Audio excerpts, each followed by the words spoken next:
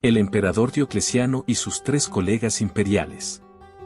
A la izquierda, Diocleciano y Maximiano, los dos Augusti, coemperadores; a la derecha, Galerio y Constancio Cloro, los dos Císars, viceemperadores.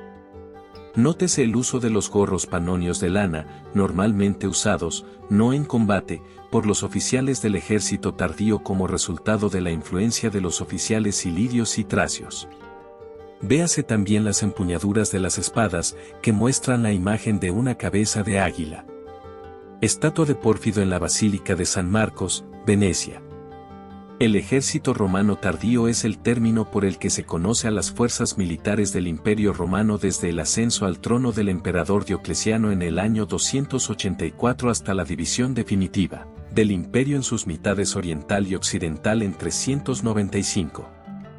Pocas décadas después el ejército occidental se desintegró con el colapso del Imperio Romano de Occidente. El ejército romano del Este, por otro lado, permaneció intacto y esencialmente estable hasta su organización por Simes y su transformación en el ejército bizantino en el siglo VII. El término ejército romano tardío a menudo se utiliza para incluir el ejército romano del Este. El ejército del Principado atravesó una transformación significativa como resultado del caótico siglo III. Al contrario que el ejército del Principado, el ejército del siglo IV dependía de manera importante de las levas y los soldados que los conformaban estaban peor pagados que los del siglo II. Los bárbaros procedentes de fuera del imperio probablemente aportaban una mayor proporción de reclutas que durante los siglos I y II, aunque existen pocas evidencias de este hecho. El ejército del siglo IV probablemente no era más grande que el del siglo II. El principal cambio en su estructura fue la creación de grandes ejércitos que acompañaban a los emperadores, camitates praesentales, y que generalmente estaban asentadas en un punto alejado de las fronteras. Su función principal era hacer frente a posibles usurpadores. Las legiones fueron divididas en unidades más pequeñas, comparables al tamaño de los regimientos de tropas auxiliares del Principado.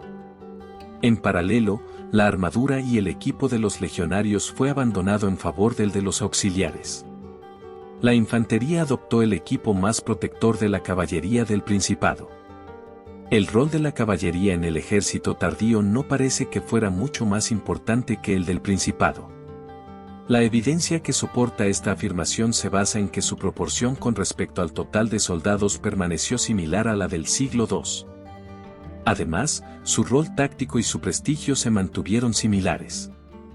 Es más, adquirieron cierta mala reputación por incompetencia o cobardía en las tres principales batallas de mediados del siglo IV. En contraste, la infantería mantuvo su reputación tradicional de excelencia. Los siglos III y IV fueron testigos de las reformas en muchos de los fuertes fronterizos de cara a hacerlos más defendibles, al igual que de la construcción de nuevos fuertes con especificaciones defensivas más importantes. La interpretación de esta tendencia ha llevado a un debate sobre si el ejército adoptó una estrategia de defensa en profundidad o si, por el contrario, mantenía la misma postura de defensa adelantada de comienzos del Principado. Muchos elementos de la postura defensiva romana tardía eran similares a los asociados a la defensa adelantada, como por ejemplo la localización avanzada de los fuertes, las frecuentes operaciones cruzando la frontera, o la existencia de zonas externas habitadas por tribus aliadas. Cualquiera que fuera la estrategia defensiva, en apariencia resultó menos exitosa a la hora de prevenir incursiones bárbaras que la de los siglos I y II. Esto pudo deberse a una mayor presión bárbara o a la práctica de mantener los principales ejércitos y a las mejores tropas en el interior, privando a las fronteras de un apoyo suficiente. Gran parte de la información con la que contamos en la actualidad acerca del despliegue militar del siglo IV procede de un único documento, la Notitia Dignitatum, compilado c. 395-420. Se trata de un manual para todos los oficiales romanos, tanto civiles como militares, de la época tardía del imperio. Su principal deficiencia es que carece de cualquier tipo de cifras, por lo que hacer estimaciones del tamaño del ejército es imposible. Además, al haber sido compilado muy a finales del siglo IV, es muy difícil hacer una reconstrucción de la situación anterior. En cualquier caso, este documento se mantiene como la fuente central de información de la estructura del ejército de esta época a falta de otros documentos.